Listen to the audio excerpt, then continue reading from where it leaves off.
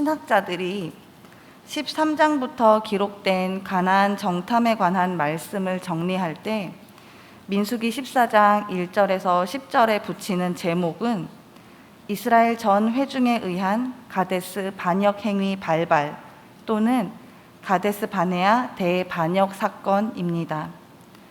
그 이유는 이스라엘 백성들이 가나안 정복을 위해 정탐을 나갔던 각 지파 대표들의 정탐 보고를 듣고 난 후 여호와를 더 이상 믿을 수 없었기 때문입니다. 즉 가데스 바네아 대반역 사건, 반역 행위 발발이라는 표현은 여호와 하나님에 의해 출애굽을 경험한 이스라엘 백성들이 더 이상 여호와 하나님을 믿지 못함을 보여주는 것이며 여호와 하나님 섬기기를 하지 않겠다는 결심을 내세운 것을 나타내고 있는 것이라 할 수 있습니다. 실제로 그들은 여호와가 가나안 땅에서 우리를 죽게 하려고 이끌었다며 하나님을 원망하고 그들을 이제까지 인도했던 모세와 아론을 대신할 다른 지도자를 세워 애굽으로 돌아가려는 행동을 보였습니다. 시내산에서는 여호와 하나님만 우리의 하나님이 되셔서 우리가 여호와를 섬기고 우리는 그의 백성이 되겠습니다.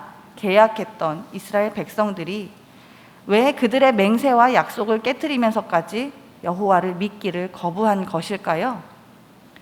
그것은 12명의 정탐꾼들에 의해 듣게 된 가나안의 상황이 그들로 하여금 두렵게 만들었기 때문입니다. 민수기 13장 27절에서 29절 말씀은 가나안을 정탐한 보고 내용입니다. 새 번역으로 읽어보면 우리에게 가라고 하신 그 땅에 우리가 갔었습니다. 그곳은 정말 젖과 꿀이 흐르는 곳입니다. 이것이 바로 그 땅에서 난 과일입니다. 그렇지만 그 땅에 살고 있는 백성은 강하고 성읍들은 견고한 요새처럼 되어 있고 매우 큽니다. 또한 거기에서 우리는 아낙 자손도 보았습니다. 아말렉 사람은 네겝 지방에 살고 있고 헷 사람과 여부스 사람과 아모리 사람은 산악지대에 살고 있습니다. 가나안 사람은 바닷가와 요단강가에 살고 있습니다. 정탐꾼들이 전한 가나안 땅의 상황은 강이 흐르고 땅이 비옥하여 얻을 수 있는 곡식과 과실도 풍성하니 터전을 잡아 살아가기에 알맞다는 것이었지만 그곳은 빈 땅이 아니라는 사실이었습니다. 그곳에 자리 잡고 살아가고 있는 가나안 거주민들은 서로를 견제하며 전쟁이 익숙한 사람들이었습니다. 그래서 방어를 위해 이중으로 두텁고 높은 성벽을 쌓는 것은 기본이고 청동기 시대를 살고 있는 당시 철기 문화를 일찍 시작해 보다 강하고 나은 철제 무기와 철 병거를 갖추고 있었습니다. 게다가 네피림의 후손들이라 알려진 아낙 자손까지 있었습니다. 가나안 땅의 상황과 거주민들의 얘기를 듣자 이스라엘 백성들은 자연스럽게 상대적으로 약한 자신들을 돌아보게 되었습니다. 이스라엘은 애굽의 노예로 430년을 살다가 출애굽하여 하나님의 백성으로 세워진 지 2년 정도 되어가는 수준으로 그들이 가지고 있는 기술은 군사적 기술이 아니라 큰 기념물 또는 건물을 쌓을 때 필요한 벽돌을 만들고 큰 돌을 운반하는 것들이었습니다. 그들은 전쟁에서 이기기 위한 전술과 전략을 계획해 본 일이 없고 군사훈련을 받아본 경험이 없으며 전쟁에서 승리하기 위한 무기를 갖춰본 일이 없었습니다. 그저 이제 막 군사를 조직한 상태였습니다. 그런 그들이 12명의 대표들을 통해 전해 듣는 가나안 땅 거주민들의 정체는 그들로 하여금 충분히 두려움을 갖게 하는 일이었습니다. 그런데 여기에서 그들이 간과한 것이 있습니다. 하나님께서 가나안 땅으로 이스라엘 백성들을 인도하셨을 때는 그들에게 빈 땅을 주시려고 하신 것이 아니라는 사실입니다. 즉 가나안 땅은 정복해야 할 땅이기 때문에 정탐을 하라고 하신 것이지 빈 땅에 어디가 좋으니까 어디로 가서 살자 그걸 정하기 위해 정탐꾼을 보내신 것이 아니라는 말입니다. 처음부터 정탐꾼을 세우게 하시고 보내게 하신 하나님의 의도는 전쟁을 대비하라는 뜻이었던 것입니다. 전쟁을 해본 경험이 없는 그들에게 전쟁을 준비하게 하신 이유는 무엇일까요? 하나님이 이스라엘의 전쟁 수준을 높이 평가해서일까요? 그들이 하나님의 백성이 되기로 계약한 순간부터 그들의 피지컬 능력은 거인인 아낙 자손을 능가하고 그들의 청동 무기들이 이스라엘 백성들이 전쟁에 임하는 순간부터 철제 무기로 변화되는 능력이 생겨서일까요? 아무것도 아닙니다. 하나님께서 이스라엘 백성들에게 전쟁을 준비하게 하신 이유는 가나안 땅을 정복해 그 땅을 자기 백성에게 주실 하나님 여호와를 믿고 따를 것을 강조하기 위해서였습니다. 너희들이 하나님을 믿고 따를 때에 너희들이 섬기겠다, 그의 백성이 되겠다 약속한 여호와 하나님은 이스라엘보다 앞서 나아가셔서 전쟁을 승리로 이끄실 하나님이시라는 것을 보여주시기 위함이었습니다. 그래서 하나님의 의도를 잘 알고 있었던 갈렙은 민수기 13장 30절에서 이스라엘 백성들을 격려합니다. 갈렙이 모세 앞에서 백성을 진정시키며 격려하였다. 올라갑시다. 올라가서 그 땅을 점령합시다. 우리는 반드시 그 땅을 점령할 수 있습니다. 하지만 이스라엘 백성들과 심지어 가나안 땅을 정탐했던 10명의 정탐꾼들은 마음이 흔들리고 말았습니다. 그들은 할 수 없다에 사로잡힌 것입니다. 그들이 할 수 없다는 뜻은 무엇을 뜻합니까? 여호와 하나님도 이조차는 할 수 없다. 여호와 하나님이 계셔도 우리는 죽는다. 여호와 하나님이 싸우셔도 우리는 지고 말 것이고 포로가 될 것이다. 여호와 하나님이 대단한 능력을 보여주었지만 결국 우리를 사지로 몰았으니 더 이상 그를 믿을 수 없다. 이제 우리는 우리의 살 길을 직접 찾아야 한다. 가데스 바네아에서의 대반역 사건은 하나님의 백성이 되어 하나님만 섬기겠다는 이스라엘이 하나님을 거부하고 스스로 살 길을 찾겠다며 나선 사건이었습니다.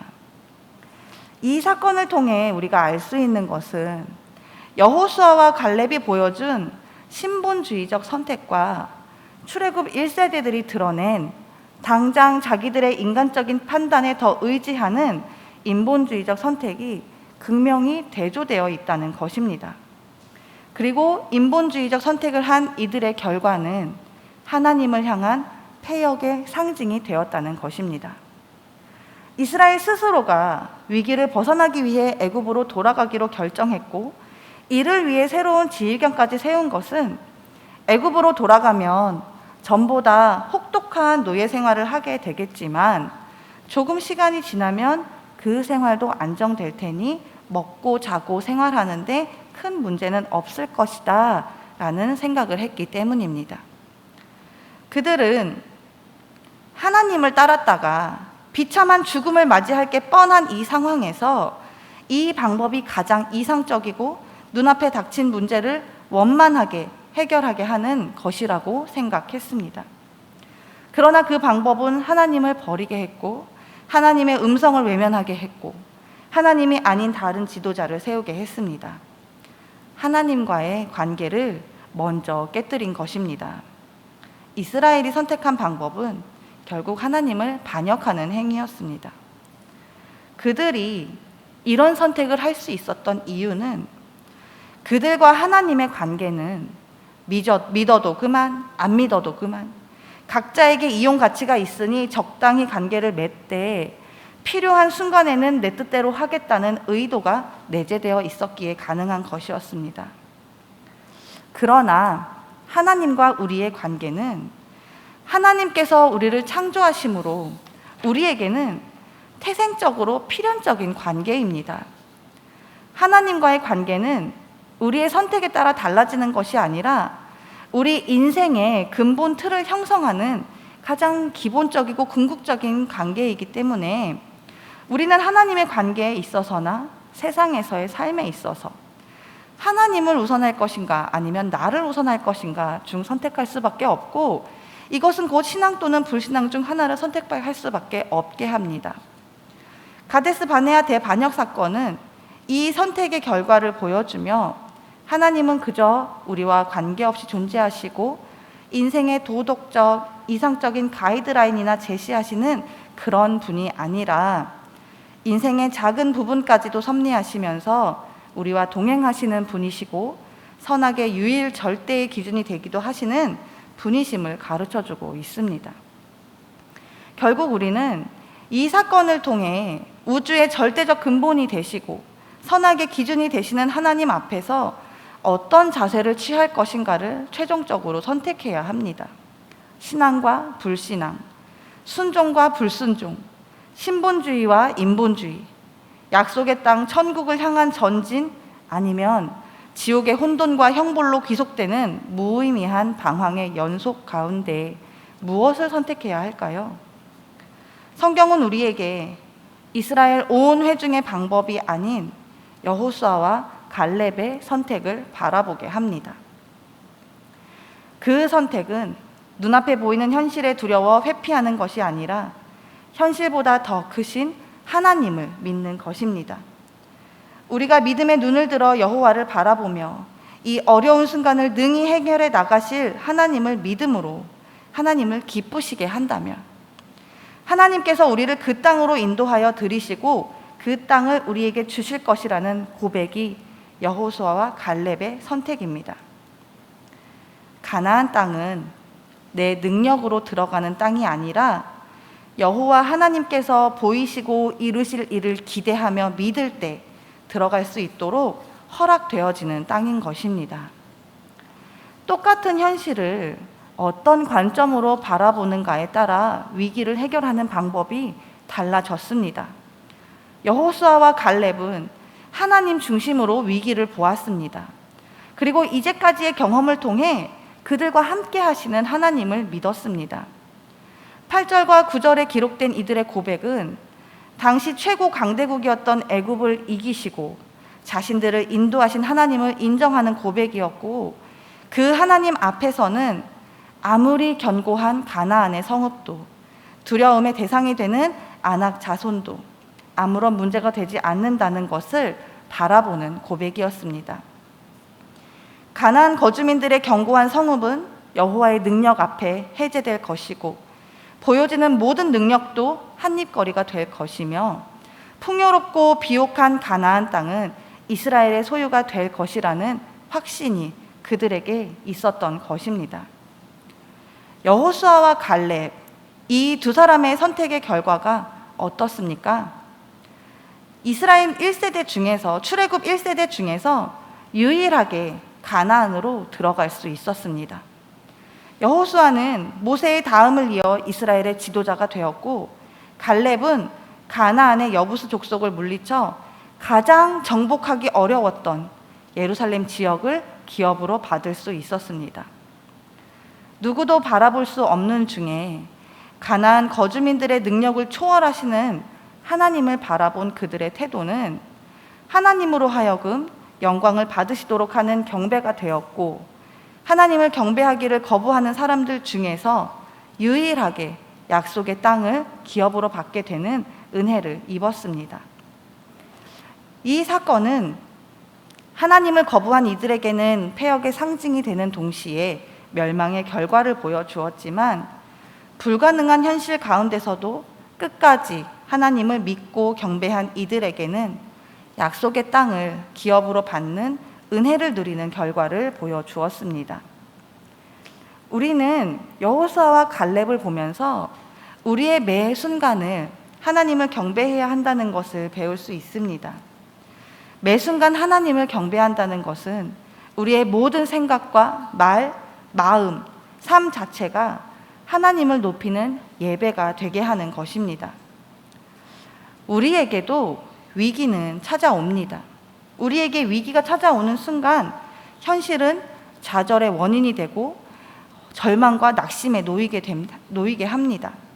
그러나 절망 가득한 이 상황에서 하나님이 원하시는 것을 우리가 바로 알고 따르기만 한다면 패배, 포로, 죽음일 것만 같았던 가나안 정복 전쟁이 승리가 되고 약속대로 그 땅을 기업으로 받게 되는 것입니다.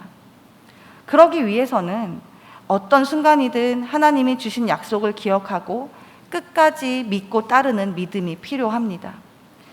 하나님을 믿는다는 것은 삶 자체가 하나님을 경배하는 예배가 되게 합니다. 하나님 따로, 나 따로가 아니라 내 삶 자체가 하나님께 드려지는 예배의 삶이 되게 합니다. 그것이 우리가 하나님을 경외하는 방법이고 우리의 모든 것을 하나님께 맡기고 신뢰하는 방법이며 모든 상황에서 하나님 안에서 자유할 수 있는 방법입니다. 하나님의 백성을 인도하시는 하나님께서는 하나님의 백성들이 현실보다 더 크신 하나님을 바라보기를 기뻐하십니다. 눈앞에 안악 자손이 아무리 크고 두렵다 하여도 안악 자손까지도 만드신 하나님보다 클 수는 없습니다.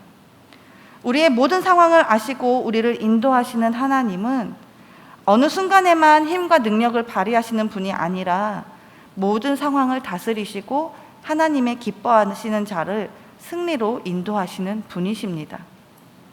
하나님께서 우리에게 하신 약속을 바라보고 우리에게 승리의 자리로 인도하실 하나님을 믿고 의지하십시오. 그것이 우리가 하나님을 향해 최대한으로 드릴 수 있는 순종의 표현이고 겸손의 자세이고 하나님을 높여드리는 일입니다. 만일 우리의 위기가 너무나 커 보여서 하나님을 찾기보다 좌절과 낙심 가운데 방법을 찾기에 급급해하고 있다면 그 모습을 보시고 하나님이 기뻐하실지 돌아보시길 바랍니다. 너무 갈급하고 괴로운 마음에 하나님이 아닌 우리가 찾기 좋은 방법에 발을 들여놓고 있다면 하나님과의 관계는 온전한지 돌아보시기를 바랍니다.